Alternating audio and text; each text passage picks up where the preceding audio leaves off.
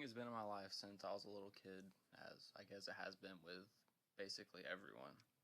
I guess it really started noticing it in my life when my mom would read me books from her own childhood, and I never didn't really know how to read the words on the pages, but I knew them all by heart, and if she skipped a page, I would know and get mad at her.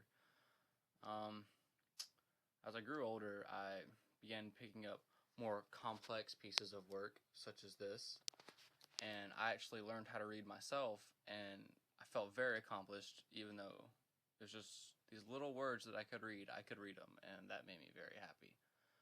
Um, to transition into elementary school, I picked up, the amazing Captain Underpants and things such as Goosebumps, and I loved reading these.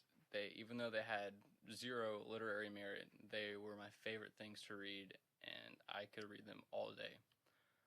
So beginning out of the academy and into middle school, I started reading things such as The Slippery Slope and, oh, big favorite, Harry Potter. Yeah, these huge things. I have no idea how I did it, considering I complain if we have to read a 100-page novel now.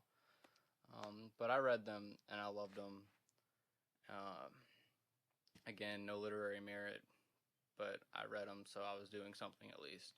So transition into high school, though, teachers began assigning these novels that were very difficult to read and very difficult to understand, and I really struggled with. I would have to read some of them 2 to 3 times to even begin to get an idea of what it was even talking about. And I'll be honest, I hated most of them. They were awful, and I don't know why people like them. But there were a few that really stuck with me, and I've read multiple times just for pleasure because I actually enjoyed reading them.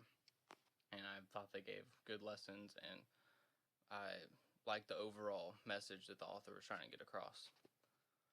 Well, as you can tell, I have read some, but it's not really my favorite thing to do.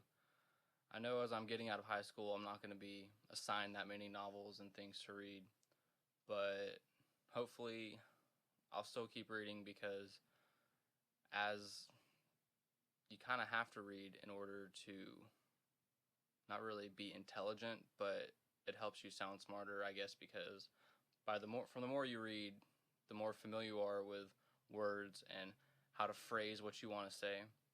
And so it lets you sound a little more intelligent, even if you have no idea what you're talking about, which that will transition into your writing, which is probably why I'm not a great writer, because I never really read as much as I should have. But like I said, where I'm at today, I'm happy with it. Reading's not my favorite thing to do. I can do it, and hopefully I'll continue to read things such as Tom Clancy and other nerd books because they do keep me entertained and I do enjoy them.